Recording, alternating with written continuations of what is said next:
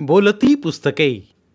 ज्यांना वाचनाचा नाद त्यांना बोलती पुस्तके घाली साद. आमचं चॅनल सबस्क्राईब करा आणि सबस्क्राईब करायला इतरांनाही सांगा. नमस्कार श्रोते मित्र हो, बोलती पुस्तके सादर करीत आहे ज्येष्ठ ग्रामीण कथाकार द स काकडे लिखित एक कथा. थोरला. मुंबईवाला भाऊ आपल्याला वाटपासाठी 6 महिन्यापासून तयार करतोय. आपला फायदा तो आपल्याला सांगतोय. थोरला वाटपाला तयार नाही तर त्याला वकिलाकडून नोटीस द्यायची. कोर्टातून वाटप घ्यायचा सारा खर्च मुंबईवाल्याचा. असं म्हटल्यानंतर माझे गावचे दोन्ही चुलते त्यांच्या बाजूने उराळी गेले होते. त्यांना मग त्यांचा तोल सांभाळता येत नव्हता. आपल्या नतीतून मुंबईवाला तीर मारायला निघालाय याची अक्कल गाववाल्या चुलत्यांना नव्हती असं नाही, पण मुंबईवाल्यानं उचल केली म्हटल्यावर त्यांनी बी आपल्या टाचा उचावल्या आणि डोकं वर केलं होतं. दादा, आपली जमीन किती एकर आहे? मुंबईवाला तुका तात्या बोलला. ते ऐकलं आणि आजी आत्याला त्याची भिलकच आली. थोरल्यानं ह्या मुंबईवाल्याला कधी त्याच्या ब्लॉकविषयी, त्याच्या बँकेतल्या पैशाविषयी विचारलं नाही. गावाला दुष्काळ पडला तरी त्याच्याकडे कधी पैसे मागितलं नाहीत. आणि आत्ता मुंबईवाला वर तोंड करून विचारतोय आपली जमीन किती एकर आहे म्हणून. तुका, हे बघ खाते पुस्तक पडलंय शेतीचं. ते बी समजत नसेल तर 8 उतारा बघ, नाहीतर 7-12 उतारा बघ. नुसती शेती वाटपाला पाहिजेत, पण त्याची बघणी कराय नको. आजी बोलली. आई, त्याला नका ग बोलूच. बाबा बोलला. का रे सदा, का बोलू न ग? तो मुंबईवाला, त्याला शेतीतलं ढेकूळ फोडायचं माहीत नाही. मग आपली शेती किती आहे त्याला काय माहीत असणार? त्याचं पुसणं रास्तच की. बाबा बोलले. ह्याचं पुसणं रास्त ना, मग ह्याच्या तोंडाला पानं पुसणं बी रास्तच. आत्या बोलली. यशोदा का, तुझा काय बोलायचा संबंध? सभात आत्या डोके फिरल्यागत आत्यावर उलटलाच. काय म्हणालास? काय म्हणालास? पुन्हा बोल. आत्या. आमच्या वाटपात तुझा काय संबंध बोलायचा? सख्खा तात्यानं बी उचलली जीभ आणि लावली टाळ्याला. माई लेख आहे ती. आजी बोलली. असली तुझी लेख तर काय झालं? सख्खा तात्या तिरमिरीवर आला. म्हणजे यशोदा माही फक्त लेख आहे, तुमची ती कोणीच नाही? आजीला सभानं सख्खा तात्याऐवजी तुका तात्याकडून उत्तर पाहिजे होतं, म्हणून तिनं तुका तात्याकडे पाहूनच हात केला. मुंबईवाला तुका तात्या तसा हुशार. त्याला समधे कायदे कानूनची माहिती होती. अक्काबाबत सभा आणि सखानं बोलण्यात गडबड केली हे त्याच्या ध्यानात आलं. सावरत सावरत तो बोलला. यशोदा अक्का आमची बहीण आहे. नाही कोण म्हणतंय? तेवढंसं बोलताना त्याला घाम फुटला होता. आपल्या पॅन्टच्या खिशातून त्यानं इस्त्री केलेला रुमाल बाहेर काढला. त्याची घडी मोडून तो त्यानं फडकावला आणि आपलं तोंड, मान, गळा पुसला. आपल्या अक्काचा तिथं येण्याचा मतलब त्याला समजला. म्हणजे तिचा वाटपात बोलायचा संबंध हाय का नाही? आजीनं तुका त्याला विचारलं. त्यालाच चांगला खेचल्याशिवाय बाकीचं दोघं गप्प बसणार नव्हतं. तिनं वाटपात न बोललं तर बरं. तुका त्या बोलण्यात फसला होता. आपण जे बोलतोय ते काही खरं नाही हे माहीत असून बी तो तसं बोलला. मी का बोलू नये हे मला सबा, सखा आणि तुका, तुम्हा तिघांनी पटवून सांगायचं. बोला. आत्यानं आपला अधिकार कसा नाही हे त्यानं पटवायला सांगितलं. आत्या आता हट्टाला पेटली होती. लग्न झालेल्या मुलीला आपल्या माहेरच्या इस्टेटीत हक्क असतो हे तिला दाखवायचं होतं. आत्याच्या त्या बोलण्यावर सभानं सखाता त्या खुळ्यागत मुंबईवाल्या तुका तात्याकडे बघायला लागले. तुकादा, तू बोल. सभा तात्या तुका तात्याला पुढे करायला लागला. सभा आणि सखा, तुमच्या मनात जे आहे ते बोला की. माझ्याकडे कशाला बोलायचं काम देता? तुम्हीच बोला की. तुका तात्या त्यांना तोपेच्या तोंडी द्यायला लागला. हा हा, मी बोलतो. हा का काय वाघ आहे की काय? सबा तात्यानं आपल्या नेहरू शर्टाच्या हाताच्या बाह्या मागे सारून आवेशानं म्हणलं. सका, तू जरा सबुरीनं घे. बाबा बोलले. सदादा, तू बोलूच नकस. तुला वाटतं हे वाटपच होऊ नये. अरे तसं असतं तर मी तुम्हाला तुमचं सासरं निमेवणं बोलावून आणाय सांगितलं असतं का? सांगा. तू ह्या बोटावरचा थुंका त्या बोटावर उडवू नकस. सबा तात्यानं बाबांना खोटं ठरवण्यासाठी म्हणलं. सबा, मी काय खोटं बोललो ते सांग. बाबा शांतपणे बोलले. ही अक्का कशी आली वाटपाच्या बैठकीला? सक्का त्यातनं हरकत घेतली. बाबा कधीच न भडकणारे. त्यांच्याशी सरळ बोला, वाकडं वाकडं बोला, त्यांच्यावर कधीच त्याचा परिणाम होत नसे. त्यांना लाभ हो तोटा हो त्याचंही त्यांना सुखदुःख नव्हतं. ठेविले अनंते तैसेची राहावे ही त्यांची वृत्ती. आजी त्यांना भोळा सांब म्हणायची. त्यात त्यांचं नाव सदाशिवच.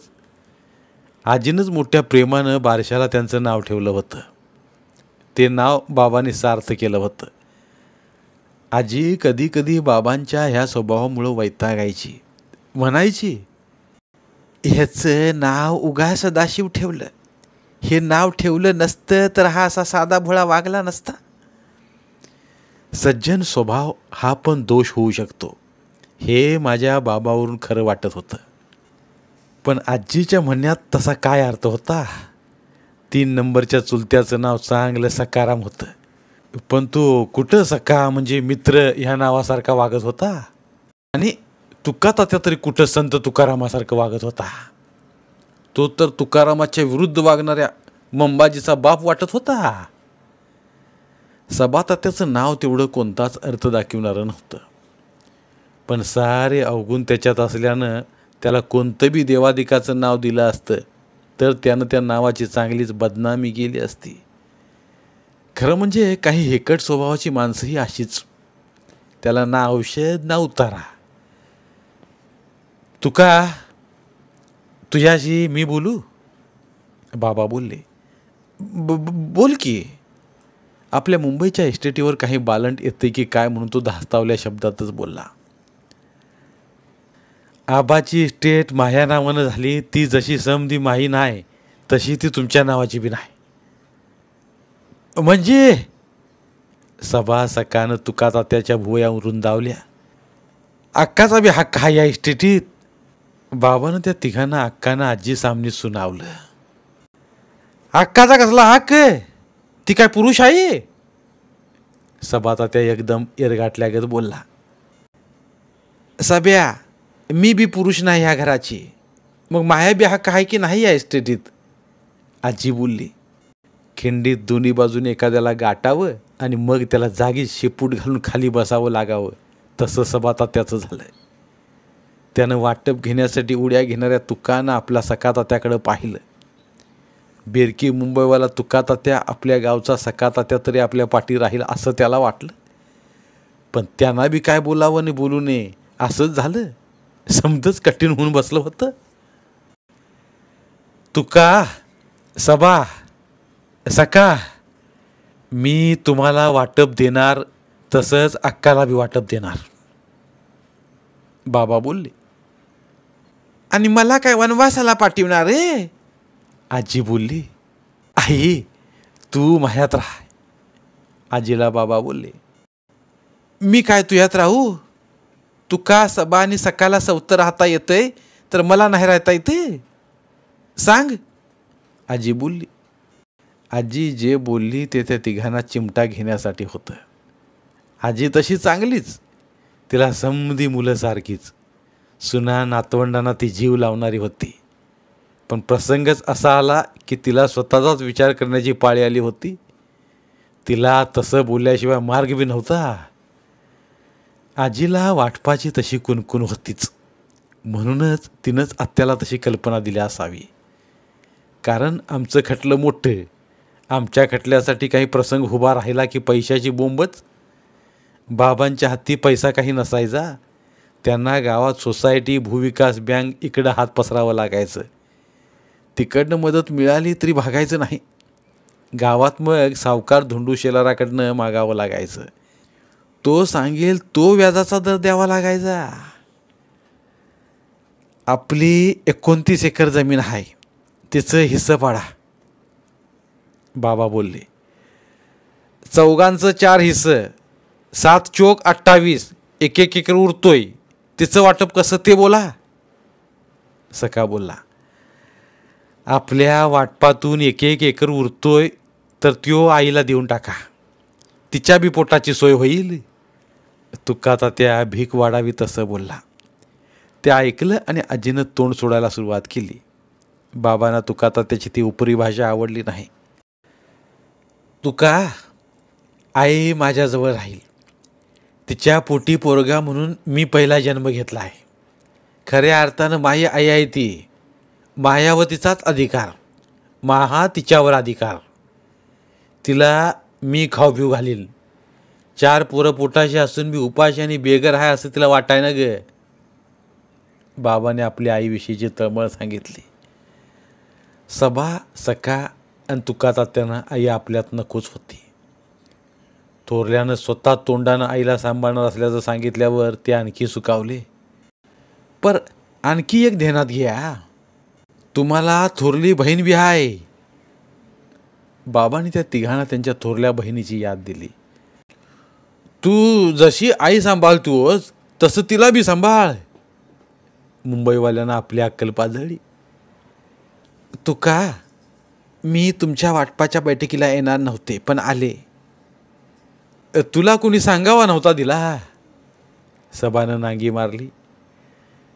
तुम्हा तिघांनी सांगावा दिला नसता तरी माझ्याशिवाय तलाठी कचेरीत वाटपाचा कागद झाला नसता, माहीत आहे.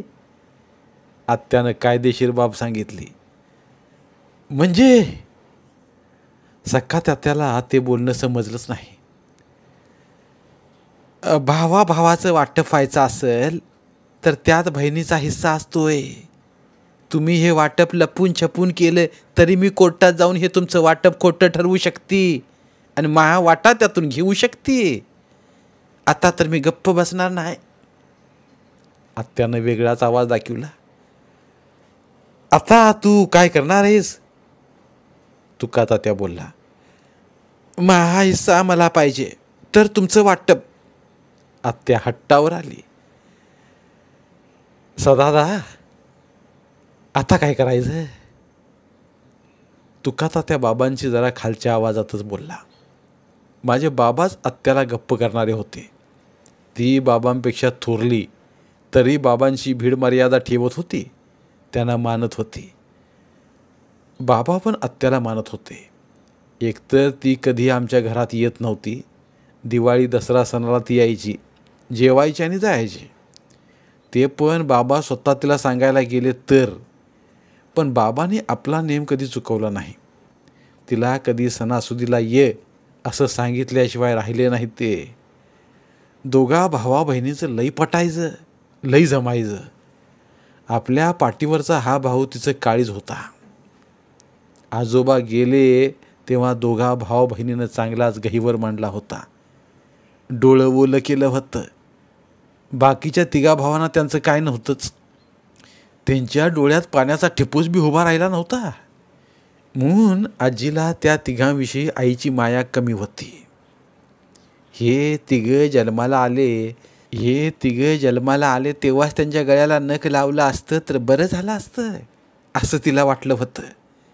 पण ते तिन्ही बाळं अशी पुढं वागतील असं तिला बी काय माहीत. पोराचा जन्म झाला की आईच्या जीवाला आनंद. त्या आनंदातच ती ही बाळं लहानाची मोठी करते. त्यासाठी आपल्या पाण्याला कारणी लावत असते. अक्काच्या लग्नासाठी किती खर्च झाला ह्याचा हिशोब आबानं ठेवला असेल की, तुका तात्या बोलला. त्याचं बोलणं मूर्खपणाचंच होतं. आत्या एकतर समध्या भावामध्ये मोठी होती. तिचं वय 50च्या पुढचं. तिच्या लग्नाच्या हिशोबाचा आता काय संबंध होता. आत्याच्या थोरल्या मुलीचं लग्न गेल्याच वर्षी ढांगाढोंगात झालं होतं. चांगला तिला डॉक्टर जावई मिळाला होता. त्याला दवाखाना तिनंच काढून दिला होता. त्याच आत्याच्या लग्नाला खर्च किती आला असं कसं विचारायचं? माझ्या लग्नाच्या खर्चाची तुला रे का पंचायत? आत्या तुकातात्याला चिडून बोलली. आबाला तेव्हा एखादी जमीन विकावी लागली असेल. सकातात्यानं आपला आवाज त्यात मिसळून दिला. बरं, जमीन जरी लग्नासाठी विकली असली तरी त्याचं काय आता? आजी बोलली. मुख्य मुद्दा हाच आहे, सकातात्या बोलला. कोणचा मुख्य मुद्दा? बाबा बोलले. अक्काच्या लग्नासाठी आबानं जर जमीन विकली असेल तर तिचा हिस्सा संपला. तुकातात्यानं नको तो मुद्दा मांडला. ते ऐकलं आणि बाबांच्या काळजाला ते सललं. त्यांना असलं बोलणं कधी आवडायचं नाही, पण तरी बी ते बोलणाऱ्याला कधी दुखवायचे नाहीत. ते आपल्या जीवाला लावून घ्यायचे. आता बी असंच झालं. त्यांना आपल्याच बहिणीविषयी आपले भाऊ नको ते बोलताना पाहून वाईट वाटलं. असं बोलताना त्यांची जीभ कशी झडत नाही? खरं म्हणजे देवानं असं बोलणाऱ्यांसाठी अशी काही इगत करून ठेवायला पाहिजे होती. असं वाईट बोललं की बोलणाऱ्याची जीभ पिकलेल्या पानागत गळून पडायला हवी होती, पण तसं तर होत नव्हतं. त्यामुळं असली माणसं आपल्या जिभेचा दुरुपयोग करायला सारखी उभीच. देव असलं काही आपलं करीत नाही म्हणून त्यांना देवाची बी भीती वाटत नाही. इथं देवाला चांगलं म्हणावं का वाईट? हां आई, तुकादा म्हणतोय ते खरं आहे. अक्काच्या लग्नासाठी आबानं जमीन विकली. चांगली बागायतीची. मला तो बबन काकडा सांगत होता, त्यानंच ती जमीन घेतली की. सभातात्या बोलला. असं म्हणजे तू त्या बबन काकडीची साक्ष पण तयार ठेवलीस म्हण की. ते कडुबेनं आपल्या घराचं वाटूळच कराय टपलंय, त्याला तू का भिडाय गेलतास? आजी बोलली. म्हणजे सदादानं अख्ख्या गावाशी दुस्ती करावी आणि आम्या करू नये असं तुला वाटतं आई? सकात्याला लईच पागळ सुटला होता. असं बोलल्याखेरी सदादाची बाजू लंगडी पडायची नाही असं त्याला वाटलं होतं. सबा, यशोदाच्या लग्नासाठी म्हाताऱ्यानं जमीन बबन काकड्याला इकली म्हणून तिच्या वाटपाचा हिस्सा संपला असंच तुला म्हणायचे ना? वय, मला हेच म्हणायचंय. सका, तुझ्यावर काय म्हणणं रे? आजीनं त्याचं बी माप काढण्यासाठी म्हणलं. त्यानं बी आपला तोच सूर लावला. आजीनं मग सबानं सकातात्याकडं चांगलंच रुकून पाहिलं. त्यानं चांगला सपूर्त देखलं. मग निराळ्याच आवाजात ती बोलली.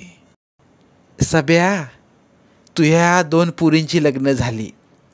सख्याच्या एका पुरीचं लगीन झालं. दोघांच्या पुरींच्या लग्नाच्या टायमाला म्हाताऱ्यानं जमिनी विकलेल्या. ही गोष्ट तरी खरी का खोटी? तुम्हीच सांगा. असं बोलल्यावर त्या दोघा चुलत्यांच्या तोंडात खेटर मारल्या गेत झालं. त्यांची तोंड गोरी मोरी झाली. आत्यानं मग आणखी हल्ला केला. ती बोलली. सबा, सखा, आता तुम्ही बी वायलं घेऊ नका. मला जो नियम तोच तुम्हाला नियम. मी वायलं घेत नाही. तुमच्या पोरींच्या लग्नासाठी जमिनी विकाव्या लागल्या तेव्हा तुम्ही दोघांनी बी हक्क सोडावा. वय. यशोदा आत्याच्या त्या बोलण्यानं चांगलाच ठणका मारला होता. सबा आणि सकातात्यांची वाचाच गेली. दोघांच्या जिभा टाळ्याला चिगाटल्या. बाबांनीच मग बसल्या बैठकीत असल्या मडक्यातून तांब्या भरून त्या दोघांपुढं ठेवला. बोलला. सावकाशीनं पाणी प्या. उगा घाबर होऊ नका. माझ्या बाबांचं नेहमी हे असंच. कोणाच्या बी संकटात धावून जायचा त्यांचा स्वभाव. स्वतः बैलगाड्याखाली सापडला तरी आपल्यापेक्षा त्याला बैलगाडीच्या बैलांची काळजी. आपल्याला लागलं तर एकटम चाललं, पण बैल कशी आरामात असावीत असं त्यांना वाटायचं. त्याचं गणित समजा असंच अजीब. आई, मुंबईवाला तू का बोलला? बोल की.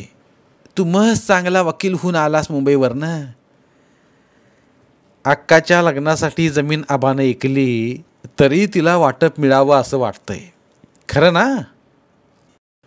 मग त्यात खोटं काय आहे ते तरी सांग. खरंच आहे ते. मग तोच न्याय सबानं सकाच्या पुरीना बी लावायला पाहिजे. त्यांना बी शेतीत वाटप द्यायला पाहिजे. तुका तात्यानं आपली उंटाची चाल चालवली. तुका, मी माझ्या बापाच्या इस्टेटीत हिस्सा मागती या. सबा आणि सकाच्या लग्न झाल्या पोरींना मी त्यांच्या बापांच्या इस्टेटीत हिस्सा मागाय सांगती. आत्यानं वकिली पॉईंट काढला. तेव्हा मग सबा आणि सका तात्या घाबरीत झाले. सबा, तुझ्या लगीन झालेल्या 2 पोरी, सकाची लगीन झालेली 1 पोर, त्यांना वाटपासाठी सांगावा देते मी.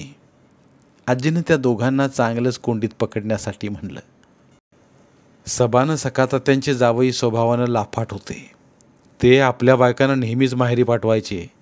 हे आणा ते आणा असं त्यांना सुनवायचे. दोन्ही चुलते लबाड. शेतीतला माल पाणी ते चोऱ्या माऱ्या करून विकायचे. जमेल तेवढं पैसा आपल्या पुरींजवळ द्यायचे. कसं बसं जावयांना खुश करा म्हणून सांगायचे. जावयांना मग ती सवयच लागली होती. त्यांची मागणीची ही लंगडतोड नेहमीचीच. त्याच जावयांना वाटपाचा सांगावा कळला तर ते दोघांचे जावई धावत येणार होते. त्यांना फुकटचा रतीब हवाच होता. त्यात मग सासरे लोक कितीला उताने पाताने पडलेत ह्याची त्यांना परवाच नव्हती. तेव्हा असल्या सैतानांना जागे न करण्यात त्यांचा फायदा होता. तेव्हा त्यांना गप्प बसण्याशिवाय इलाज नव्हता. सबा आणि सका, का गप्प बसलात? बोलावतं ना तुमच्या पुरींना वाटपाला. बोलवा की. तुमच्या पुरी एकाच वेळी वाटप तरी घेतील आपापल्या बापांच्या इस्टेटीतून. आत्याने इंगळीचा ठणकाच मारला. त्या दोघांना कांडावल्या गत झालं. सबाच्या लग्न झाल्या 2 पोरी तर सका तात्याची 1 पोर. त्यांना इस्टेटीतून वाटप द्यायचं म्हणजे मग इस्टेटीत वाटप घेऊन उपयोग काय? आपल्या घासातला अर्धा घास देण्याची त्यांची दानतच नव्हती. त्यात ते आपल्या पोरींना बोलावणार कसे मग? सबा आणि सका, का तोंडाला टाळा लावलात? बोला की. आजी बोलली. बाबा गप्प होते. त्यांना असला काही प्रसंग आला तरी खुमखुमी यायची नाही. दुसऱ्याला ते डिवचायचेच नाहीत. त्यांना असल्या प्रकरणात मजा पण वाटायची नाही. सुखदुःखाच्या पलीकडे जाण्याचा त्यांचा स्वभाव. यशोदा आत्यामुळं वाटपात पेच उभा राहिला होता. तिला वाटप द्यायला सबा, सका आणि तुका तात्याचा विरोध होता. पण तिला वाटप दिल्याशिवाय वाटपच होऊ शकत नव्हतं. सदादा, तुझं काय मत? यशोदा अक्काला कशाला वाटप पाहिजे? सबा तात्या बोलला. बाबा त्याबाबत अजूनपर्यंत काहीच बोलले नव्हते. त्यांचं जे चाललं होतं ते आपले शांतपणे ऐकत बसले होते. पण त्यांना सबा तात्यानं त्यांचं मत विचारलं तेव्हा त्यांनी गावातल्या सावळा डावखऱ्याच्या वाटपाचा उल्लेख केला. सावळा डावखरा चांगला MSc ॲग्रिकल्चर झालेला माणूस. सातारा सांगलीकडं त्यानं शेती अधिकारी म्हणून चांगलं 10 वर्षे काम केलं होतं. 1-2 वर्ष कृषी विद्यापीठातून शिकवलं होतं. त्याला गावात चांगली नदीकाठी एक 60 एकर जमीन. 60 एकर जमीन 2 लाख एकराप्रमाणे हिशेब केला तरी 1 कोटीच्या वर किंमत होती. अशा माणसाला शेती अधिकाऱ्याची नोकरी असली तरी त्याचं एवढं काय वाटावं? त्यानं विचार केला, आपण ही बंगली, नोकर, गाडी असणारी नोकरी सोडावी आणि आपल्या गावची जमीन अर्धलीनं देण्यापेक्षा आपण ती करून घ्यावी. 60 एकर ऊस लावला तरी 30 लाख रुपये वर्षाला कमाई होती. द्राक्ष लावली तरी कमाई होती. एवढंच काय, पण तरकारी केली तरी ती तोट्यात जाणारी नव्हती. टमाट्याची किंवा साध्या कांद्याची लॉटरी भाजी बाजारात लागली तर करोडपती व्हायला त्याला वेळ लागणार नव्हता. सावळा डावखरानं शेती अधिकार पदाचा राजीनामा दिला. आमच्या गावात आला. सोसायटी प्रकरण करून त्यानं लगेच नवा कोरा ट्रॅक्टर घेतला आणि मग साऱ्या जमिनी नांगरायला सुरुवात केली. ऊस लागवडीचा सीझन सुरू झालेला. आमच्या तालुक्याच्या ऊस कारखान्यात त्याचे शेअर्स होते. त्यानं लगेच ऊस लागवडीसाठी नोंदणी केली. ऊस लागवडीसाठी चांगली 100 माणसांची टोळी भरली. त्याच्या अंगावर काम सोपवलं. त्या टोळीनं एकरी 1000 रुपयाप्रमाणे ऊस लागवडीचं कंत्राट घेतलं. 60,000 मजुरी गेली. सावळा डावखऱ्याच्या त्या धडाकेबाज ऊस लागवडीनं सारा गाव अचंब्यात पडला. एवढी 60 एकर जमीन आणि ती सारी उसाखाली, पैसाच पैसा. त्यात साखर कारखान्यानं ऊस टनाला चांगला भाव, 1 टनाला 1000 रुपये दिला. सावळा डावकरा आपल्यापेक्षा गावात बडा ऊस बागायतदार होणार. उद्या जीप मारुती गाडीतून फिरणार, गाड्यांच्या शर्यतीत त्याचा बैलगाडा पाठवणार. मग आपल्याला गावात कोण मोठं ऊस बागायतदार म्हणणार, ही चिंता सरपंचाला पडली. तेव्हा मग सावळा डावकऱ्याला ह्या ऊस बागायतीच्या शेतीतून बाद करायला पाहिजे. त्या सरपंचानं लगेच सावळा डावकराच्या बहिणीला फितिवलं. त्याने आपल्या भावाकडून वाटप करून घ्यावं म्हणून त्यांचं कान भरवलं. त्या समद्या चांगल्या 6 जणी. त्यांना हा एकच भाऊ. त्यांनी येताच वाटपाचा प्रश्न काढला. सावळा डावकरा एवढा शिकलेला गडी, पण पार भोंड आल्यागत गडबडला. डोकं धरूनच खाली बसला. बहिणी असा काही तमाशा करतील हे त्याला माहीत नव्हतं. पण इथं तर त्यांनी पार संगीत बारीचा तमाशाच उभा करायचा ठरवलं होतं. आल्या आल्या त्यांनी त्याची वाट अडवली.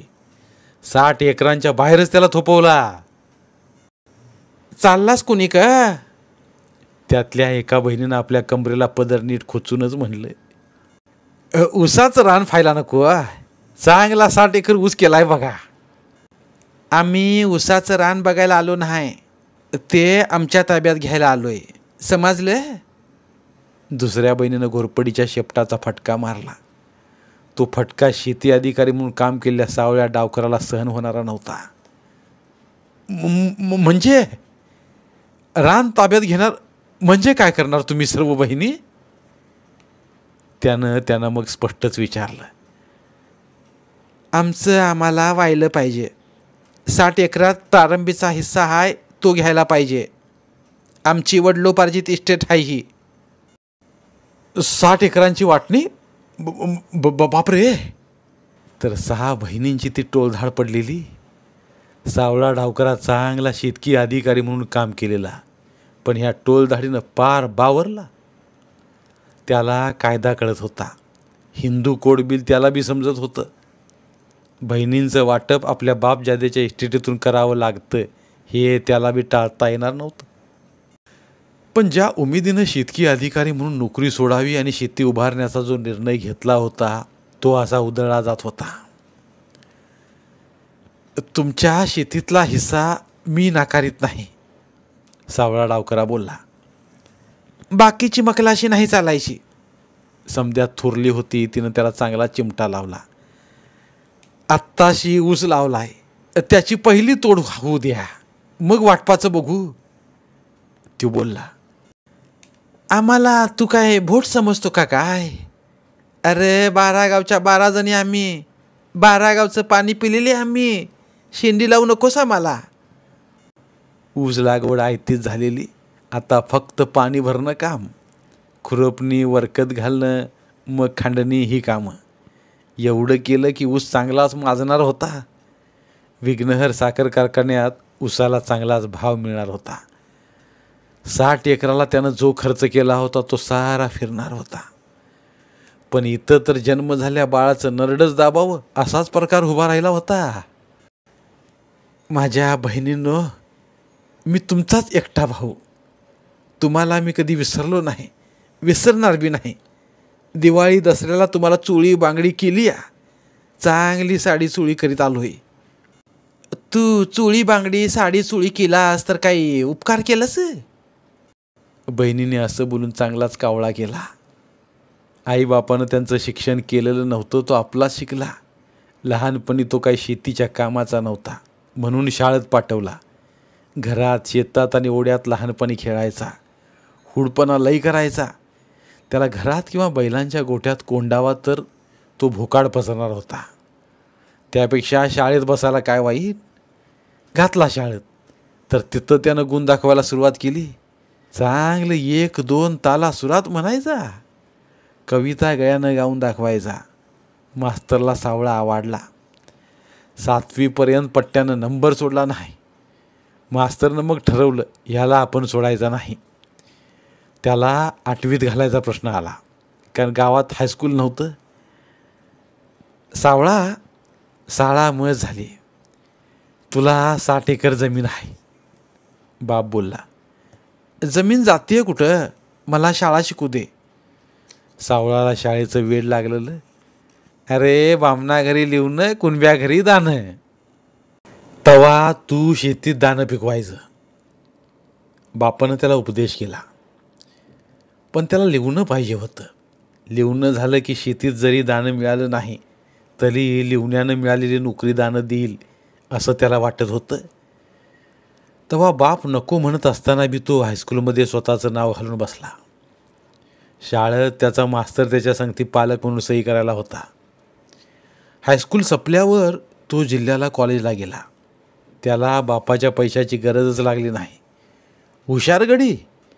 त्याला मेरिट स्कॉलरशिप होती. त्यात तो शिकवण्या बी करायला लागला. कॉलेज बी शेतीचं पकडलं. शेतीचं कॉलेज असतं हे त्याच्या बापानं स्वतः डोळ्यानं पाहिलं. तेव्हा त्याला आनंद झाला. सावळावर तो खूप खुश झाला. तो आपली 60 एकर जमीन चांगली शेती विद्यापीठाच्या शेतीगत करील हा विश्वास त्याला आला.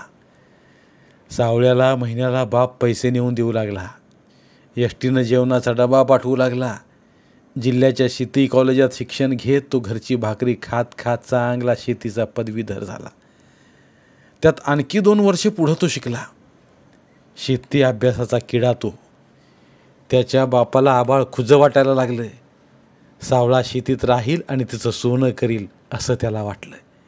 पण त्याला शेती अधिकारी बनण्याची संधी मिळाली. त्यानं ती घेतली.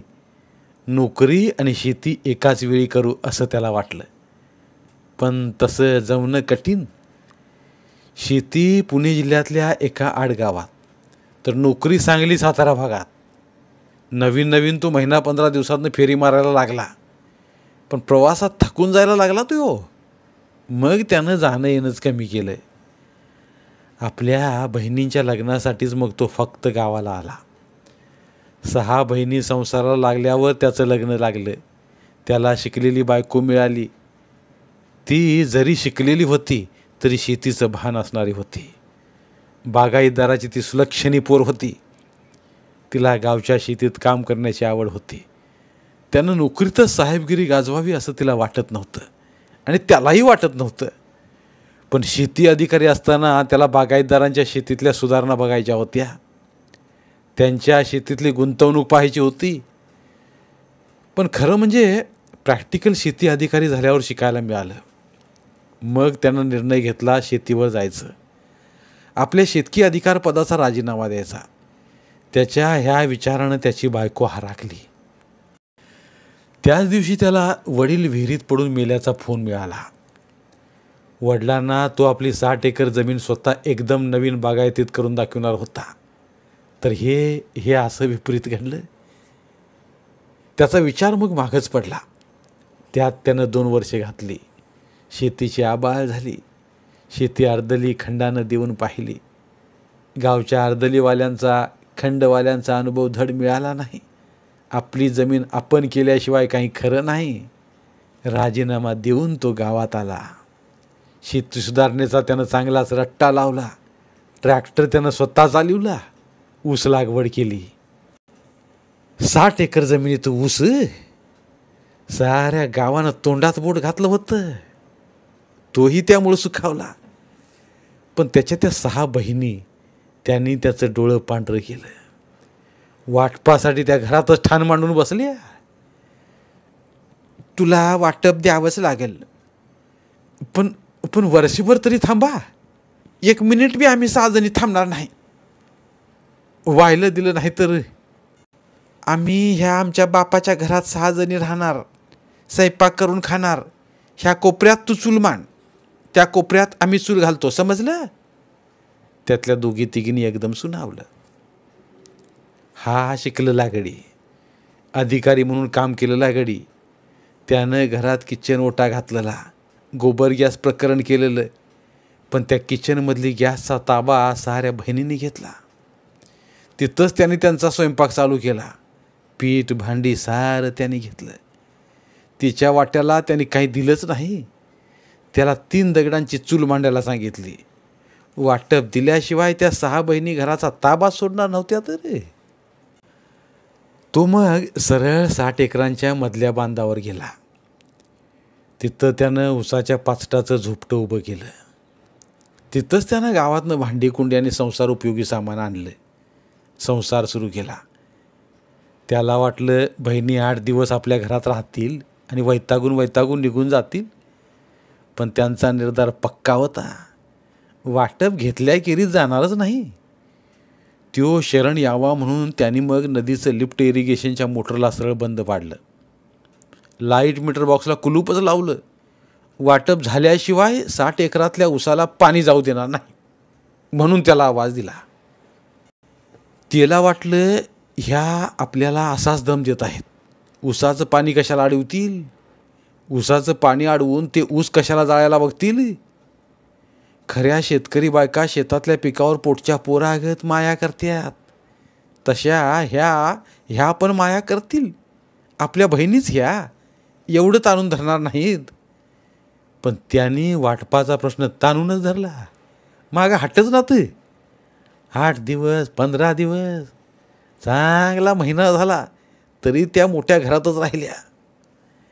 60 एकरात दिवसातनं 10 चक्रा घालायच्या. त्यांनी सावळाला उसाला पाणीच भरू दिलं नाही. इंजिनाला हात लावू दिला नाही तर ट्रॅक्टरला हात लावू दिला नाही. घरात जे 50 पोती धान्य होतं त्याचं त्यांनी 7 हिस्से केलं. त्याच्या हिश्श्याची धान्याची पोती त्याला दिली. घरातली भांडी वाटली. ताट वाट्या चमचं यांचं बारीक सारीक वाटप झालं. एक वाटीनं चमचा वाटणीनंतर जादा होत होते. तो द्यायचा कुणाला तर 6 बहिणीत पुन्हा वाद झाला. वाद नको म्हणून तो त्यांनी विहिरीत फेकून दिला. तुला नको मला नको घाल कुत्र्याला. असंच ते वाटी चमच्याचं वाटपाचं झालं. 60 एकरातलं उसाचं पीक जळायला लागलं. 30 लाखाचं पीक असं वाटपात सापडलं. उन्हाळा परवडला पण वाटपाचा हा ताण सावळा डावखराला जाळायला लागला. त्याच तिड्याचा उल्लेख बाबांनी केला.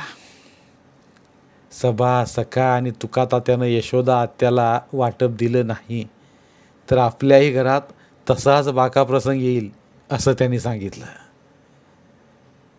सावळा डावकराचं भाऊ बहिणी वाटप प्रकरण गावात गाजलं. मग गावागावातून ते तालुक्याला गेलं. भावा इतकंच बहिणींचं वाटप असतंय म्हणून बहिणीला वाटप द्यावं लागलं होतं. पण वाटप कज्ज्यात ऊस पीक जळालं. त्या साऱ्या पिकाची ती हालत बघून तो शेतकी अधिकारी ज्ञान असलेल्या आपल्या डोक्याला हात लावून बसला. तशीच आमच्या वाटपात चुलत्यांची कंडिशन होणार होती आणि बाबांना ते नको होतं. तुका सबा सखा यशोदा अक्काला वाटप देऊन टाका. बाबा बोलले, पर ती घरची श्रीमंत आहे. तिच्या सासरी तिच्या नावानं जमीन आहे. चांगली द्राक्ष बागायतीची ती मालकीन आहे. आपल्या जमिनीत तर निस्त्या केळी आणि ऊस आहेत. आपल्या वावरात निस्त्या काँग्रेसचं गवत असलं तरी ते वावर काँग्रेसच्या गवतासकट द्यावं लागतंय. बाबाने आपलं प्रांजळ मत दिलं. माहे मला बी वाटप पाहिजे. आजीनं आपलं घोडं त्यांच्या अंगावर सोडलं. या लबाडांना तुडवूनच मारलं पाहिजे असं तिचं मत झालं. आजीच्या वाटपाच्या घोड्यानं त्या 3 चुलत्यांना लात घातली. तसं ते आणखी इरगाटून गेलं. अक्का आणि आपली आई ह्यानं वाटप दिल्यावर 4 वाटण्या. किती येणार आपल्या वाट्याला जमीन? त्या 3 कोणकोणती वाटणी उचलायची हे त्या दोघांना समजावून सांगितलं होतं. त्यांच्या हातात तसं वाटपाच्या जमिनीचं 7/12 कागद पण दिलं होतं. माझ्या बाबांना ते चांगलेच पेचात अडकवणार होते. पण झालं होतं उलटच. त्यांच्याच तोंडाला फेस आला होता. आता ह्यात तोडगा नाही का काही? तुकातात्या बोलला. हाय की तोडगा. बाबा बोलले. कोणता तोडगा? तुकातात्या हुरूपानं बोलला. तिच्या वाट्याला जेवढी जमीन येईल तेवढी किंमत तिच्या ओट्यात टाकायची म्हणजे तिला वाटणी मिळाली असं ती समजेल. होय, वाटपाचा मार्ग मग खुला होतोय. अक्काची ओटी भरायची तर मग आम्हा दोघांकडे पैसा नाही. सबानी सकातात्या बोलले. मग तुम्हा दोघांच्या वाट्याचा पैसा तुकाला भरायला सांगा, आत्यानं म्हणलं. सबानं सकातात्यानं तुकातात्याकडं पाहिलं. त्याला अवघडल्यागत झालं. या दोघांना वाटपासाठी आपण भरीस घातलं, वाटपाला उभं केलं तर त्यांची बिलामत अंगाला चिपकते. या तुका कसला विचार करतोस, भर की ह्या दोघांचं पैसं, आजी बोलली. मी ह्या दोघांचं पैसे भरू का, काय हरकत हाय, सबानं सकातात्यानं त्याला म्हणलं. आणि सदादादाच्या पैशाचं काय, त्यांच्या वाट्याचे पैसे कोण भरील, तुकातात्याने फांगी मारली. मूळ विषय बाजूला सारायसाठी तो तसं बोलला. सदाला वाटप घ्यायचं नाही, त्याला तशी घाई नाही, आत्या बाबांची बाजू घेत बोलली. वाटपाची आपल्यालाच घाई आहे, तेव्हा पैसे आपणच भरायला हवेत, ही आपल्या बहिणीची अपेक्षा त्याला नाकारता पण येत नव्हती. खरं म्हणजे आत्याला आपल्या ह्या माहेरच्या वाटपातील काहीच नको होतं. तिला हे वाटप टाळायचं होतं, म्हणून तिचा प्रयत्न.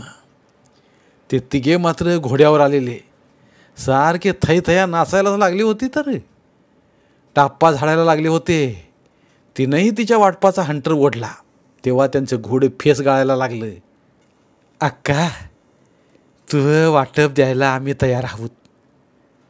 सदा, तू तयार आहेस, पण माहे हे तिघं भाऊ ह्यांचं काय, त्यांना वाटतंय मी वाटप घेऊच नाही का, तर माझ्या लग्नात आबानं जमीन विकली होती म्हण, असं ह्यांचं म्हणणं आहे.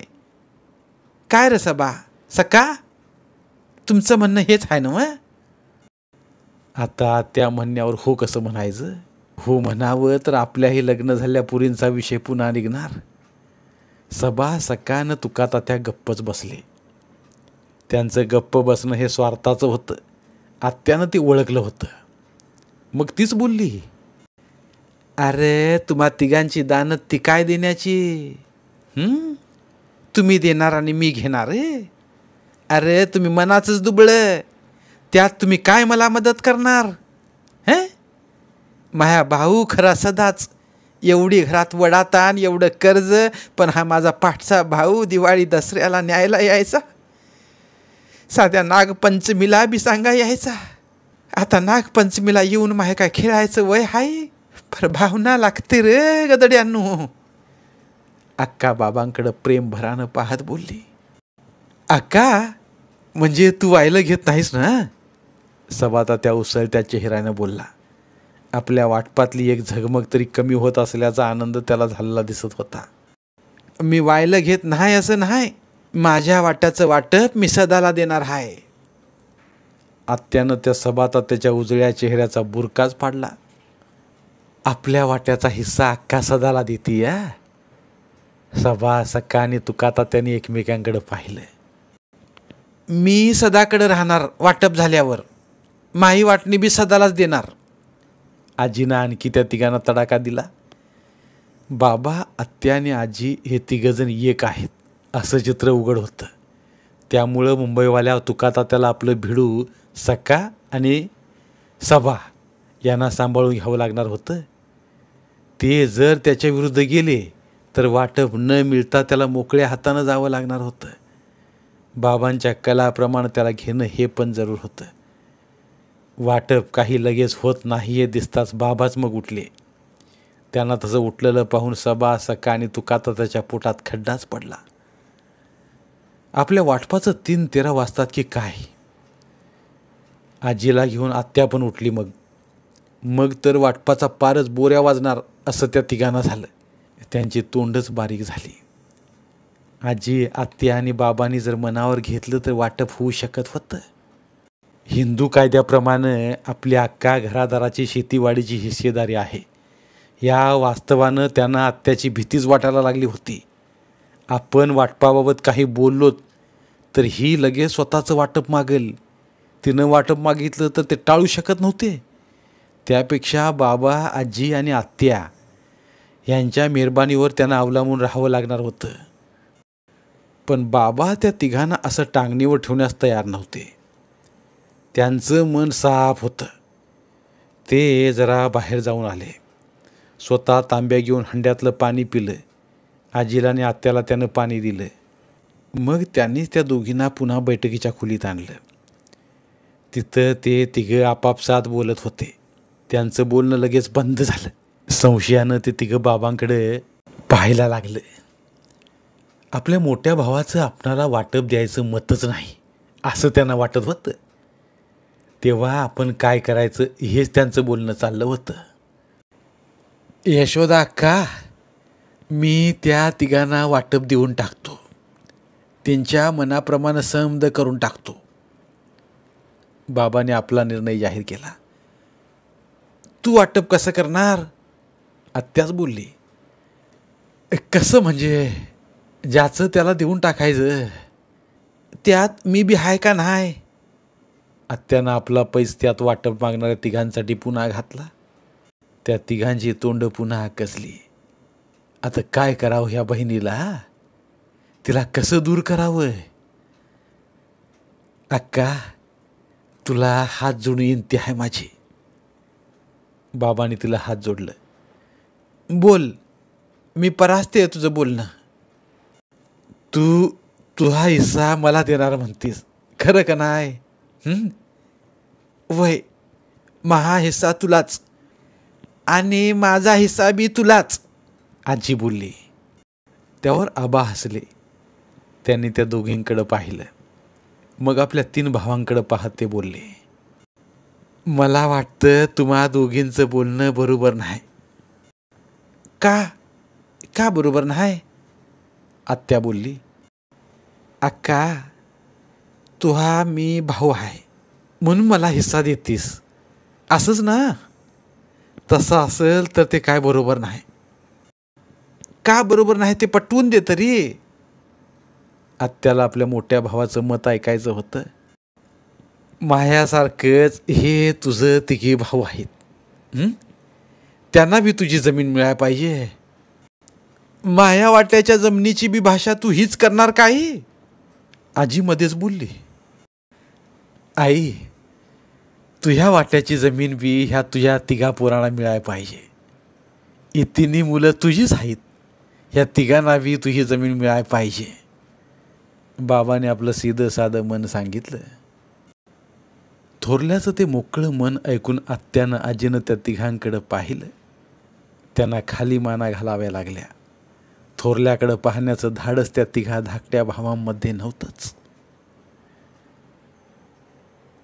धन्यवाद. पुन्हा भेटूया एका नवीन कथेसह. धन्यवाद. बोलती पुस्तके श्रोते मित्रांसाठी मराठी साहित्याचा खजिना फक्त 59 रुपयात. फक्त 59 रुपये माफक फी भरून आमच्या साहित्यरत्न या चॅनलचे सभासद व्हा व भरपूर मराठी ऑडिओ बुक्सचा आस्वाद घ्या.